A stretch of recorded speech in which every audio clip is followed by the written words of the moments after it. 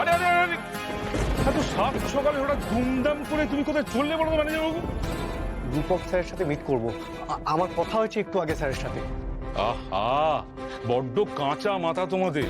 তুমি জানো একজন কোম্পানির এমডির সঙ্গে এইভাবে হুট করে বললে হুট করে দেখা করা যায় নাকি? তুমি নিজেই বলো না। তুমি জানো সেই সকাল থেকে ভিডিও কনফারেন্সে বিদেশি ক্লায়েন্টের সঙ্গে মিটিং এর পর মিটিং করে চলেছেন স্যার, আর তুমি বলছো তুমি দুম করে ঢুকে যাবে? অদ্ভুত তো। কিন্তু স্যারের সাথে দেখা করাটা আমার খুব দরকার দিগন্তদা।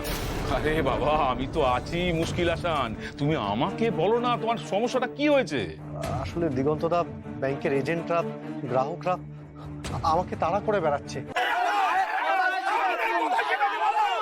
আজ কোনো রকমে বুঝিয়ে বেরিয়ে আসতে পেরেছি, কিন্তু কাল কি হবে? ওরা প্রচন্ড ক্ষেপে রয়েছে দিগন্তদা। বলেছে মেরে আমার পিঠের চামড়া গুটিয়ে দেবে। বাহ, এই জন্যই বলে উপকারের কোনো দাম নেই, কোনো দাম নেই।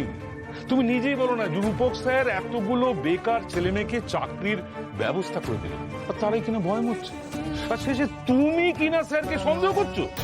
আসলে সেটা কিন্তু নয় দিগন্তদা। শোনো, আসলে সুদে সবটাই আমি সামলে নেব। আমি নিজে স্যারের সঙ্গে কথা বলবো।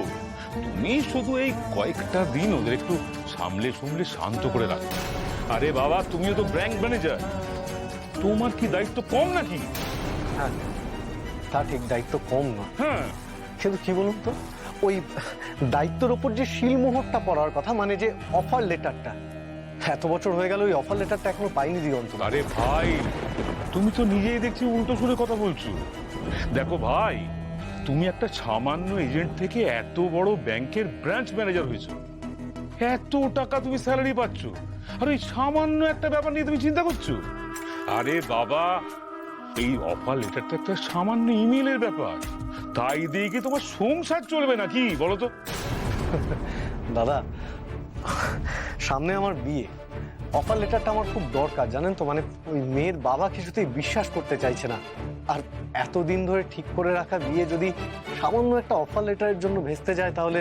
হ্যাঁ হ্যাঁ, আরে বাবা, পাবে সবই পাবে। অফার লেটারও পাবে, আর ব্যাংকে যারা টাকা রেখেছে তারা টাকা ফেরতও পাবে। শুধু পুজোটা একটু কাটুক।